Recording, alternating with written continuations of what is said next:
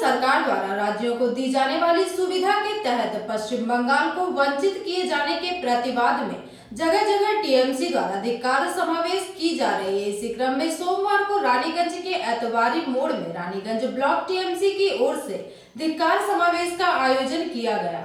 केंद्र सरकार द्वारा राज्यों को दी जाने वाली सुविधा के तहत पश्चिम बंगाल को वंचित किए जाने के प्रतिवाद में पश्चिम बर्धमान जिला में जगह जगह टीएमसी द्वारा धिक्कार समावेश का आयोजन किया जा रहा है। इसी क्रम में सोमवार को रानीगंज के एतवारी मोड़ पर रानीगंज ब्लॉक टीएमसी की ओर से एक धिक्कार समावेश आयोजित की गई। इस धिक्कार समावेश में राज्य टीएमसी के सचिव वी शिवदासन दासू, पश्चिम बर्धमान जिला टीएमसी अध्यक्ष जितेंद्र तिवारी, जिला कोऑर्डिनेटर हरेराम सिंह, जिला युवा टीएमसी अध्यक्ष रुपेश यादव, रानीगंज के पूर्व विधायक सोहराब अली, कुल्टी के प्रशासक दिवेंदु भगत, ब्लॉक टीएमसी अध्यक्ष कंचन तिवारी, पूर्व अध्यक्ष आलोक बोस सहित काफी संख्या में टीएमसी कार्यकर्ता मंच पर आसीन थे।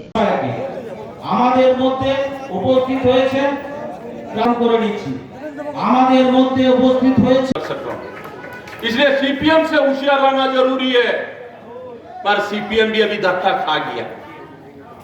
इसलिए धक्का खाया लोकसभा इलेक्शन में जो बीजेपी में फेर दिया था,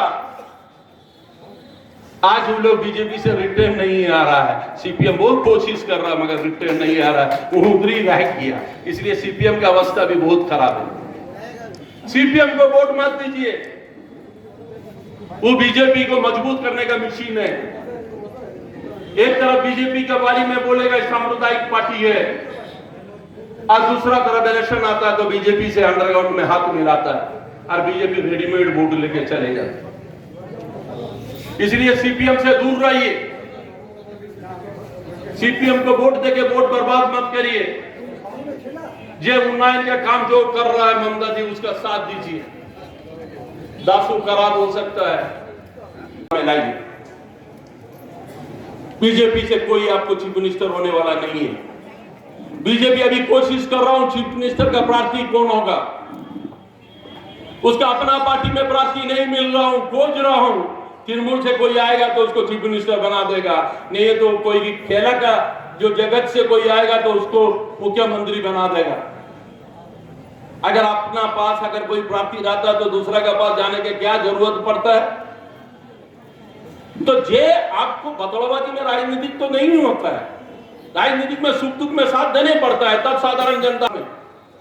तो ममता जी साधारण मानुष का साथ दिया है, इसलिए साधारण मानुष ममता जी का साथ है। हम आप लोग से रिक्वेस्ट कर रहा हूं, हाथ जोड़ के विनती कर रहा हूं, हमारा अंदर और बीजेपी ने जितना झंडा लगाया है उससे 10,000 ज्यादा झंडा पूरे रानीगंज में तृणमूल कांग्रेस का झंडा हम फहराएंगे और अमित शाह के जवाब देंगे।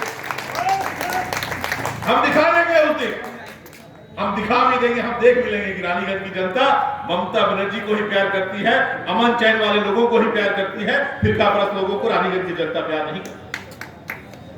रानीगंज का व्यवसायी वर्ग है, मैंने देखा बिल्कुल अपने हक के लिए लड़ते हैं।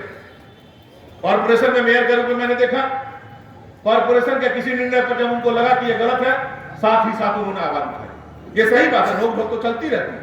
मैं मेयर हूं, मैं कॉर्पोरेशन की स्वास्थ्य की रक्षा करूंगा। जो व्यवसायी वर्ग है वो व्यवसायी, क्योंकि हम लोग आप लोगों से दूर नहीं रह सकते।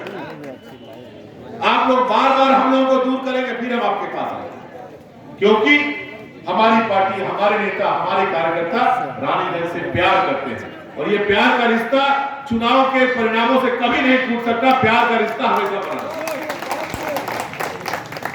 हाँ, ये सच बात है कि कभी कभी जिससे हम प्यार करते हैं उसके सामने इजहार नहीं कर पाते, इसीलिए गड़बड़ हो जाता है। हम अपना मार्केटिंग नहीं कर पाए। ये सारे लोग स्वीकार करते हैं कि आसनसोल नगर निगम में हमारे जितने काउंसलर थे, सारे लोगों ने अपनी अपनी सोच के अनुसार हर वार्ड में डेवलपमेंट का प्रयास किया, फंड दिया गया, लेकिन उसका प्रचार हम लोग नहीं कर पाए। हम लोग सोचते थे कि आप किसको दिखाएं, तो हमारे अपने ही आदमी, इनके लिए काम किए, क्यों इनको बोले। जैसे होता है ना, प्यार आपके प्रति सच्चा है।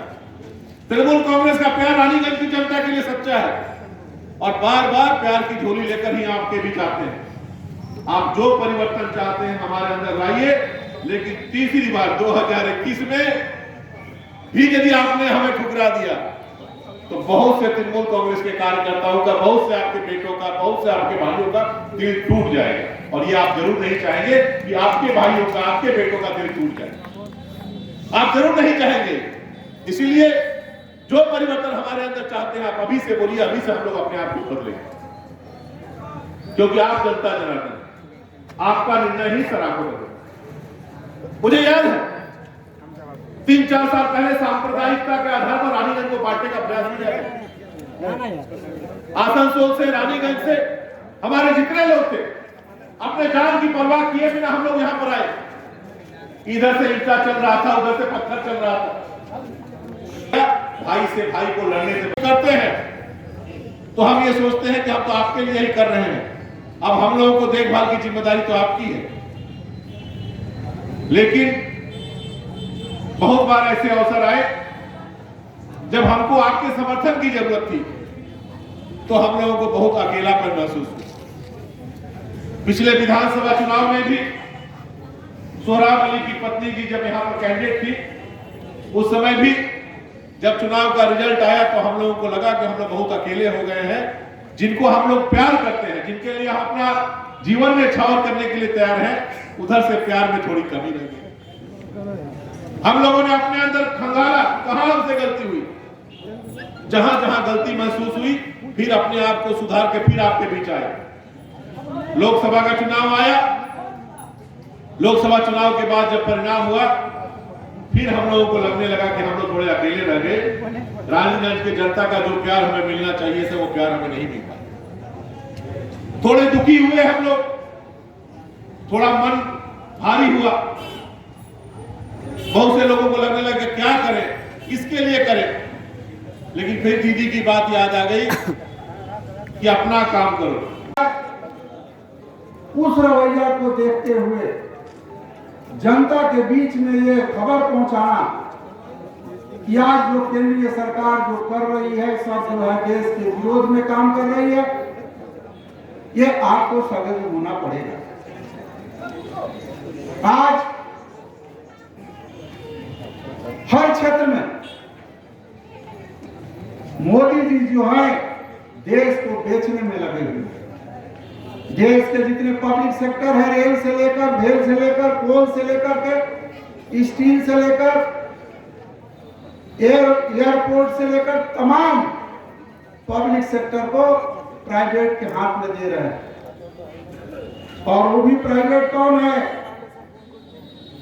अडानी और अंबानी को छोड़कर तीसरा को नहीं, यही दो आदमी प्रमुख है जो मोदी जी के चहेते हैं।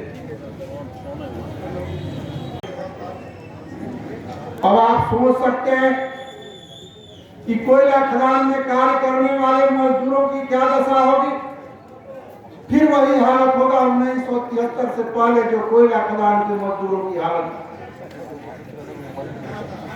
लेकिन मोदी सरकार को इसके ऊपर कोई असर पड़ने वाला नहीं, और तमाम पब्लिक सेक्टर को बिक्री करके भारत को भी बेचने का रास्ता कर रहे हैं। यही नहीं कि देश में जो कार्य हो रहा है, मोदी जी कहते हैं कि हम गरीबों के लिए काम कर रहे हैं। দ্রব্যমূল্য বৃদ্ধি প্রতিবাদে বিজেপি হাঁটাও, বিজেপিকে হাঁটানো মানে আমরা সেই হাঁটাতে বলছি না। মানুষ তার গণতান্ত্রিক অধিকার প্রয়োগ করে, মানুষ সুচিন্তিতভাবে এই সরকারের বিরুদ্ধে রুখে দাঁড়িয়ে যারা দিনের পর দিন সত্যের গলা টিপে মিথ্যার বেলুনটাকে উড়িয়ে দিয়ে বাংলার সম্প্রীতিকে নষ্ট করছে, বাংলার উন্নয়নকে স্তব্ধ করার চেষ্টা করছে, ভারতবর্ষের উন্নয়নকে স্তব্ধ করার চেষ্টা করছে, তার বিরুদ্ধে আমাদের হুঙ্কার। আজ আমাদের মূল অনুষ্ঠান আমরা শুরু করছি। প্রথমে বক্তব্য রাখার জন্য অনুরোধ করছি রানীগঞ্জ শহর তৃণমূল কংগ্রেসের লড়াকু নেতৃত্ব তথা ব্লক সভাপতি সম্মানীয় কাঞ্চন तिवारी रही है वो माइक मैन और ये मंच लगाने वाले डेकोरेटर बंधु सबों को नमन करते हुए आज की ये धिक्कार सभा। धिक्कार किस लिए? तो पश्चिम बंगाल के प्रति जिस तरह से केंद्र की सरकार, भारतीय जनता पार्टी की सरकार अपनी शोषण नीति अपनाए हुए है, उसके खिलाफ में आज का ये हमारा तृणमूल कांग्रेस का धिक्कार सभा है। दोस्तों, इस धिक्कार सभा में मैं इतना ही कहूंगा कि हमारे पूर्ववर्ती वक्ताओं ने कहा, इस पश्चिम बंगाल में 2011 में तृणमूल कांग्रेस शासित लोगों ने भी तृणमूल कांग्रेस के विधायक को निर्वाचित किए थे। फिर 2016 में हम लोगों से अपना प्यार वापस लिए, हमारा विधायक निर्वाचित नहीं हो पाया, फिर भी हम लोग 16 से आज तक यहाँ रानीगंज वासी के साथ में है। मैं जो बातें कह रहा था कि विकास का कार्य, विकास निरंतर चलता है, कंटिन्यू प्रोसेस है डेवलपमेंट। आज ये रास्ता हो रही है, कल और होगा, कल आदमी का डिमांड, लोगों का डिमांड खत्म नहीं होगा, क्योंकि विकास निरंतर चलता ही रहता है, ये रुकने वाली चीज नहीं है। विकास निरंतर चलता रहता है। उसका मेन मुद्दा ये है कि केंद्र सरकार जो है हमारा, उस केंद्र सरकार की नीति के खिलाफ में पूरे पश्चिम बंगाल में धिक्कार समावेश किया जा रहा है। पश्चिम बंगाल में जहां भी जाइए हर जगह पर धिक्कार समावेश हो रहा है, क्योंकि देश का नीति ठीक नहीं है। देश के नौजवान रोजगार चाहते हैं, स्वास्थ्य व्यवस्था ठीक चाहते हैं, नौजवानों को नौकरी चाहिए, किसानों को अपना हक चाहिए, मजदूरों को रोजगार चाहिए। 2014 में जब मोदी जी आए थे तो बोले थे कि अच्छे दिन आएंगे, विदेश से काला धन को मंगाएंगे, सबके अकाउंट में 15 लाख रुपया देंगे, 18 से 28 साल के नौजवानों को हर साल 2 करोड़ नौकरी देंगे। ये सब वादा, उनका कोई वादा पूरा नहीं हुआ। अभी রানীগঞ্জ ব্লক তৃণমূল কংগ্রেসের পক্ষ থেকে আমাদের এই যে রানীগঞ্জ শহরে এতোয়ারি মোড়ে